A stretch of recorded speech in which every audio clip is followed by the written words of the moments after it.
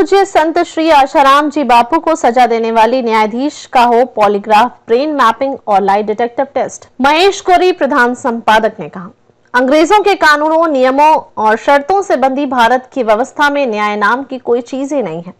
बड़े बड़े अधिकारी, बड़े बड़े राजनेता, बड़े बड़े न्यायाधीश और बड़े बड़े अधिवक्ता इस व्यवस्था में सीधे तौर पर 1 जुलाई 2024 के पहले तक अंग्रेजों के बनाए 1860 के कानूनों से बेवकूफ बनते जा रहे थे और जनता को कोई भी लोग यह बात जानकर भी अपने स्वार्थ के कारण बेवकूफ बनाते आ रहे थे। पंडित जवाहरलाल नेहरू ने अपने अखबार नेशनल हेराल्ड से जोड़कर भारत के 5000 स्वतंत्रता संग्राम सेनानियों से झूठ, फरेब और अंग्रेजों के साथ मिलकर भारत की जनता से गद्दारी करके जनता को गुमराह किया। इसके बदले उन्हें भारत के प्रधानमंत्री पद से अंग्रेजों ने सम्मानित किया। इस गद्दार का ही कुनबा खानदान देश की केंद्र सरकार में लगभग 60 वर्षों तक भारत की जनता को अंग्रेजों से आजादी के नाम पर बेवकूफ बनाने का काम करता रहा और खुद अय्याशी में डूबा रहा। फूट डालो, शासन करो की नीति के तहत ही आज तक भारत के कानून संसद में बनाए जाते रहे हैं। सोनिया गांधी जैसी विदेशी एजेंट, जिसने अपने देवर संजय गांधी, सास इंदिरा गांधी के अलावा अपने पति राजीव गांधी की हत्या भी करवा दी। हमेशा राजीव गांधी के साथ रहने वाली सोनिया गांधी राजीव गांधी के साथ उस दिन बम से उड़ाए जाने के दौरान साथ नहीं थी। सोनिया गांधी राजीव गांधी के मरने के बाद उन लोगों से जेल में मिलने भी गई जिन्होंने राजीव गांधी की हत्या की। आज भी भारत के प्रधानमंत्री जैसे महत्वपूर्ण पद पर रहे राजीव गांधी के हत्यारों को फांसी जैसी सजा नहीं दी गई है। उन हत्यारों को सोनिया गांधी के कहने पर जेल में विशेष सुविधाएं उपलब्ध कराई जा रही हैं। सोनिया गांधी को जिस काम के लिए भारत अंग्रेजों ने एजेंट बनाकर भेजा था, उसका मुख्य उद्देश्य भारत में 50% जनता का धर्मांतरण कराना है। भारत में ईसाई धर्मांतरण के मुख्य सरगना सोनिया गांधी ही हैं, जबकि संत श्री आशाराम जी बापू भारत के धर्मांतरण में सबसे बड़ा रोड़ा। एक तो परम पूज्य संत श्री आशाराम जी बापू सनातन और हिंदू धर्म का प्रचार प्रसार पूरे विश्व में करके विश्व की जनता को भारत के विश्व गुरु होने का एहसास कराते हैं। वहीं दूसरी तरफ जो लोग मूर्ख बनकर ईसाई धर्म में धर्मांतरण कर चुके हैं, उनको भी लाखों की तादाद में सनातन हिंदू धर्म में घर वापसी करा चुके हैं। केवल सैकड़ों लोगों की घर वापसी सनातन हिंदू धर्म में कराने पर पंडित धीरेन्द्र कृष्ण शास्त्री को ईसाई मिशनरियों ने सोनिया गांधी के कहने पर घेरना शुरू कर दिया था। फिर परम पूज्य संत श्री आशाराम जी बापू तो लाखों लोगों की घर वापसी ईसाई धर्म से सनातन हिंदू धर्म में करा चुके हैं, जबकि इन करोड़ों लोगों को प्रेरणा और सन्मार्ग अपने सत्संग के द्वारा दिखाकर ईसाई धर्म में धर्मांतरण होने से बचाते हैं।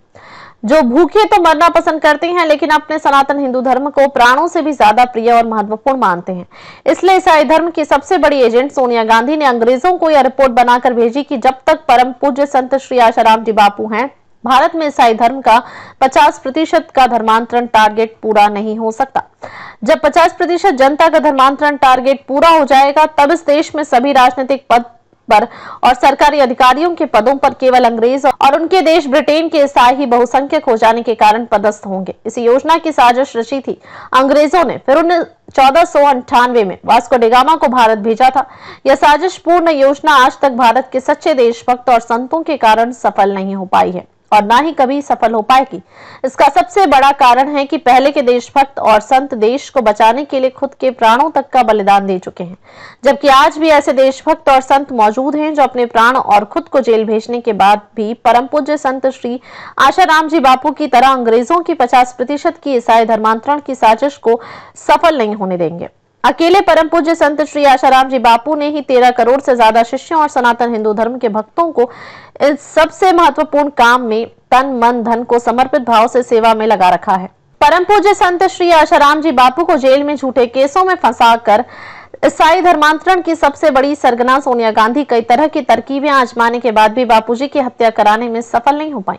भारत में प्रधानमंत्री जैसे महत्वपूर्ण पद पर रहे राजीव गांधी की इतनी पुख्ता सुरक्षा व्यवस्था, जिसमें आप जेब में एक छुरी रखकर भी प्रधानमंत्री के नजदीक नहीं जा सकते, ऐसे में फूल माला में बम छिपाकर राजीव गांधी तक पहुंचना नामुमकिन है। फिर भी सोनिया गांधी ने प्रधानमंत्री राजीव गांधी और अपने पति की हत्या एक महिला से फूल माला के अंदर बम छिपाकर उस माला को राजीव गांधी को पहनवाकर उनकी हत्या करवा दी।